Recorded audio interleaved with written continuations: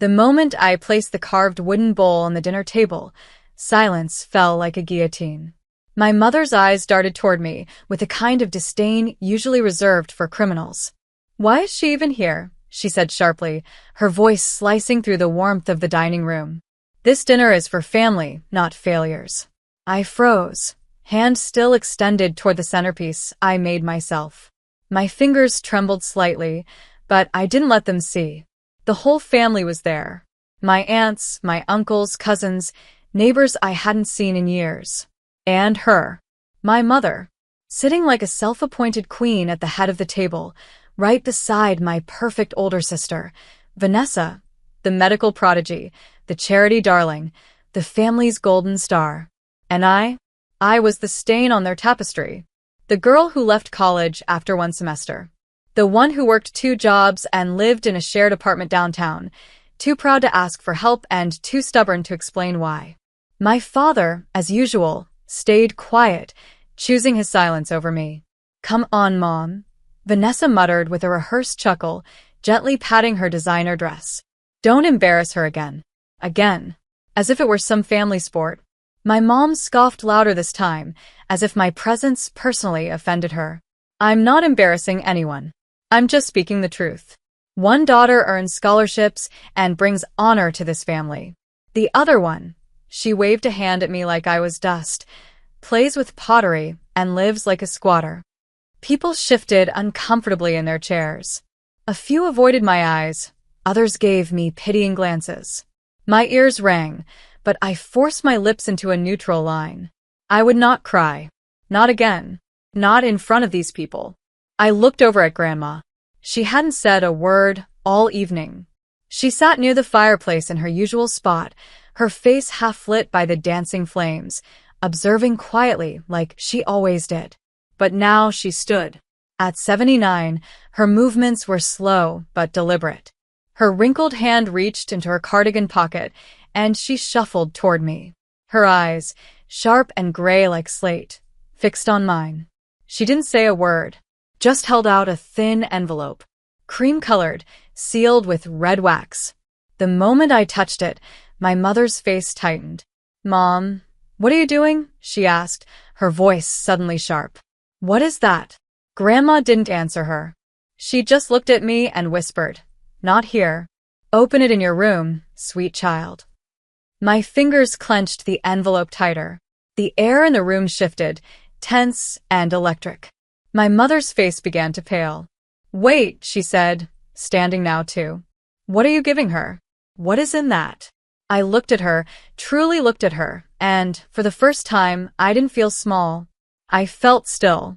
And that stillness was louder than her entire speech. I turned and walked out, envelope pressed against my chest. My hands trembled as I sat on the edge of my childhood bed, the dim lamp casting soft shadows.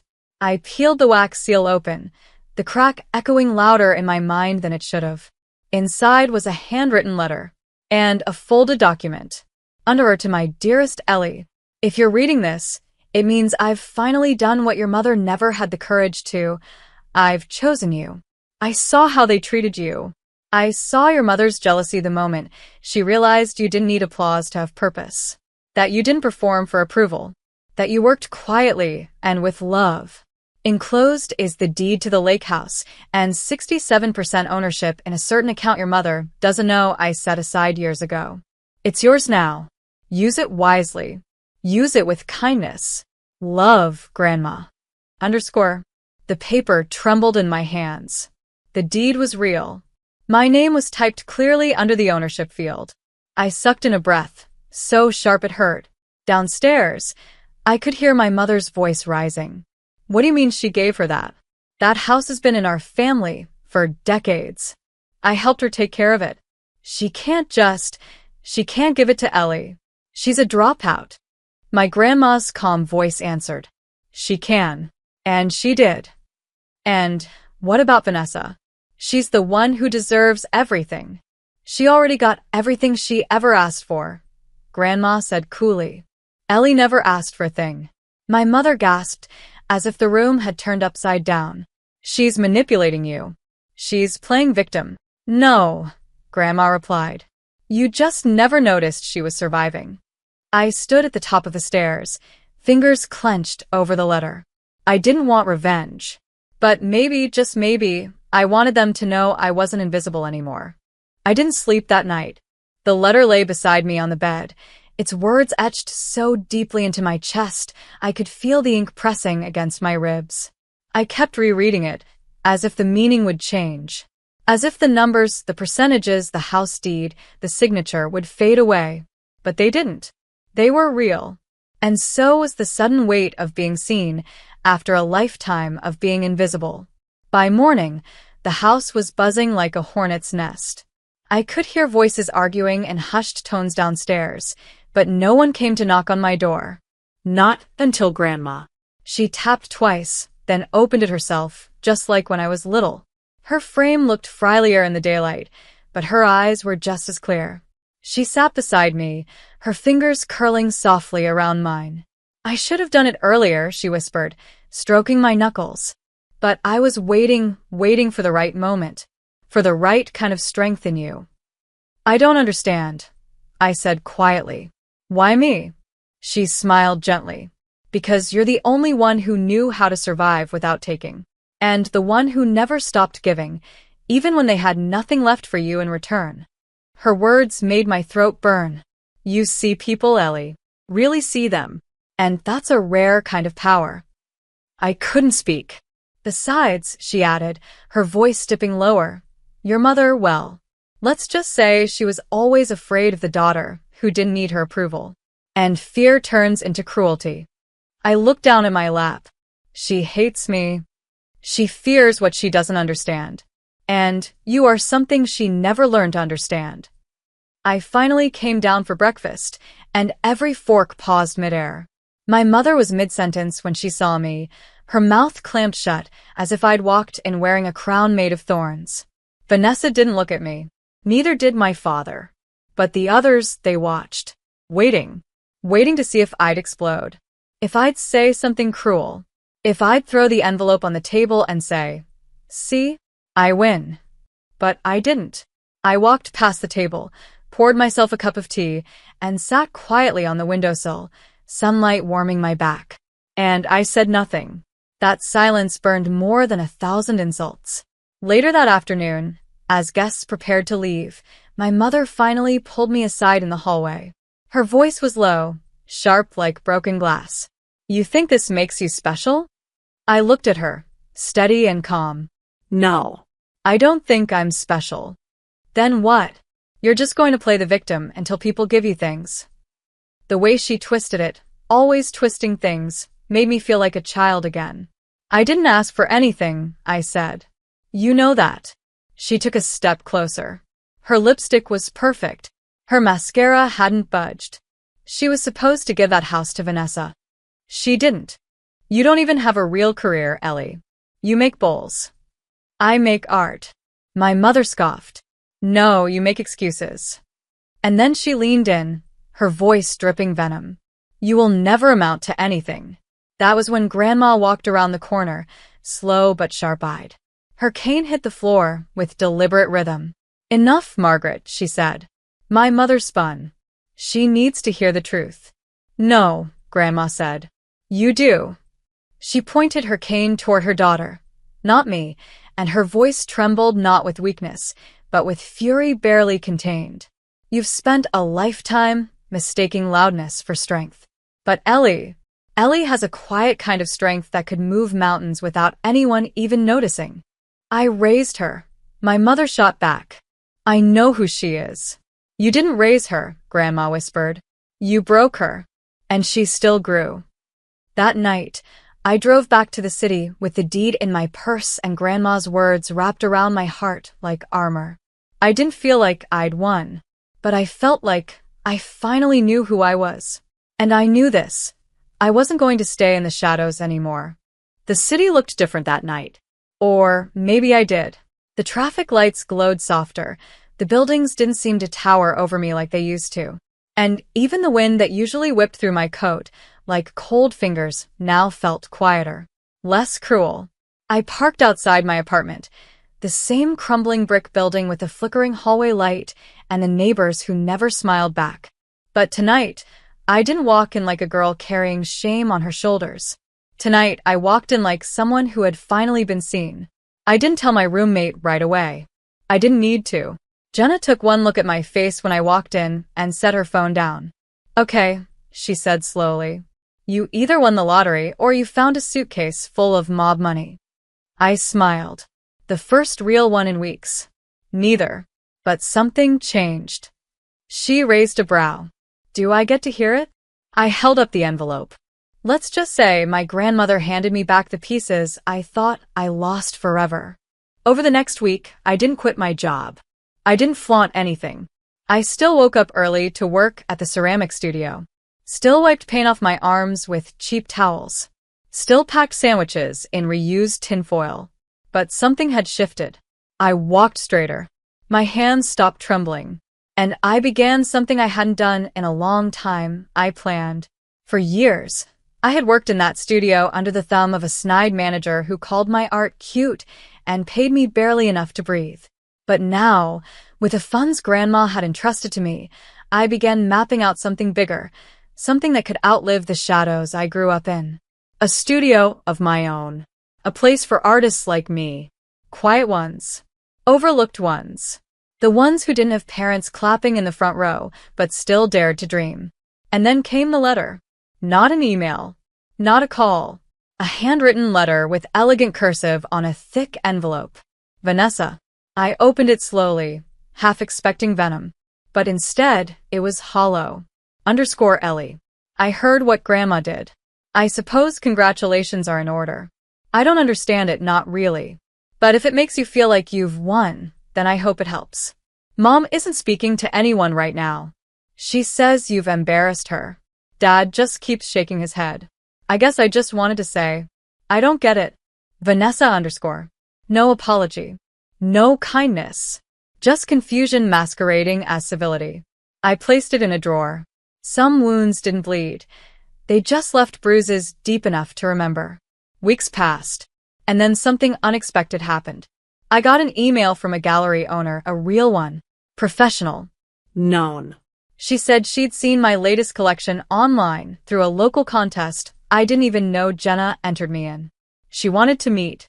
That afternoon, standing in her minimalist gallery space lined with white light and silence, she studied my work like it was something holy. "This," she said, holding a curved ceramic vessel with swirls of deep blue, "this feels like grief turned into music." I swallowed hard. That piece is called Mother's Silence. She didn't ask. She didn't need to. She turned and smiled gently. "I'd like to feature your collection next month. If you're ready." I wasn't. But I nodded anyway. A week before the exhibit, I returned to the lake house. It stood just as I remembered, wooden, creaky, surrounded by birch trees and the slow hum of cicadas. My breath hitched the moment I stepped inside. The smell of Grandma's old soap. The blankets she crocheted. The tea tins she always kept in alphabetical order. I spent the whole night cleaning, painting, touching every corner like it was a goodbye and a beginning all at once. And while I was folding laundry in the guest room, I found an old, rusted tin box under the bed. Inside, photos, letters, Clippings. and a note addressed to me, in Grandma's shaky handwriting. "One day, you'll need proof that your story didn't begin with rejection. It began with resilience. Here is every time I saw you survive without applause. Every moment you thought no one noticed. I did. I always did." Tears burned through me. They didn't fall.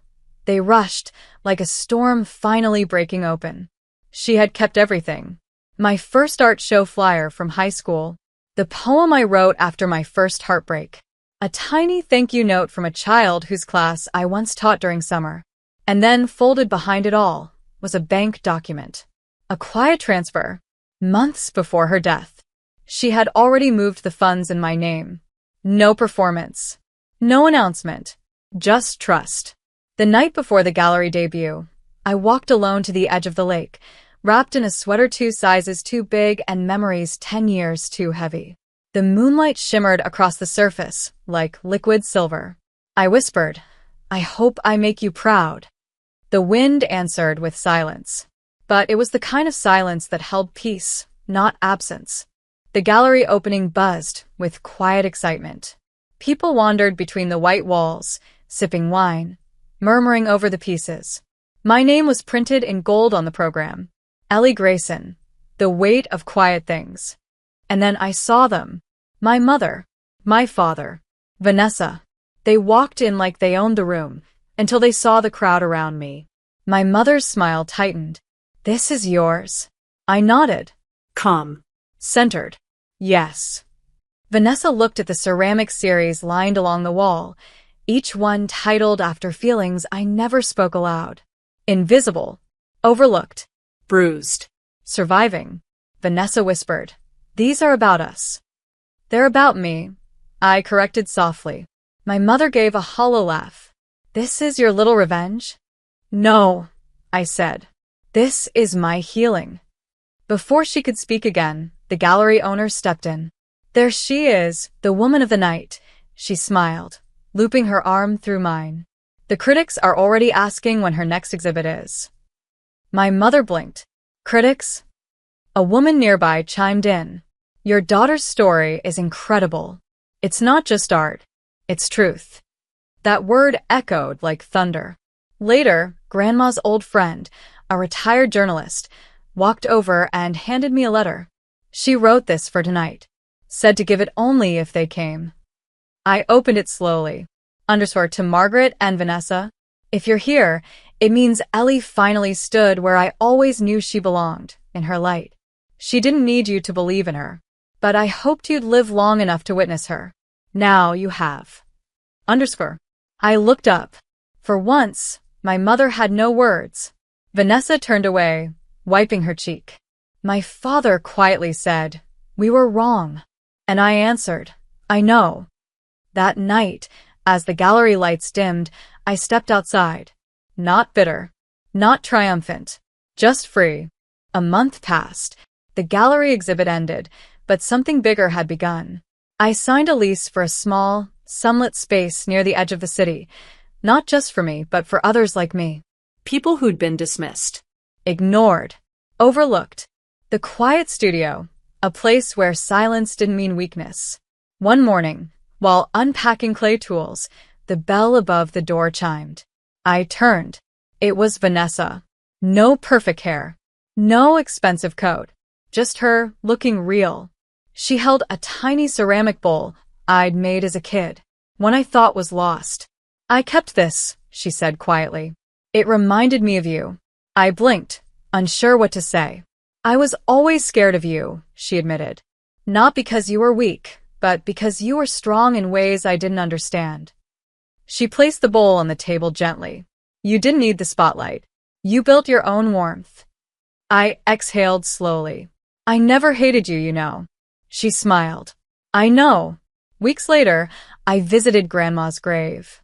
I brought wildflowers, not roses. She hated roses. I did it, Grandma, I whispered. And I didn't burn bridges. I just walked across them, finally. The wind rustled through the trees. Soft. Gentle, like a hand brushing my shoulder. And back in the city, in my studio, I hosted a community night. A young girl with shaky hands handed me her first sculpture, crooked, messy, full of heart. It's not perfect, she said, eyes down. I knelt beside her and smiled. Neither am I. But here, we don't need perfect. We just need real.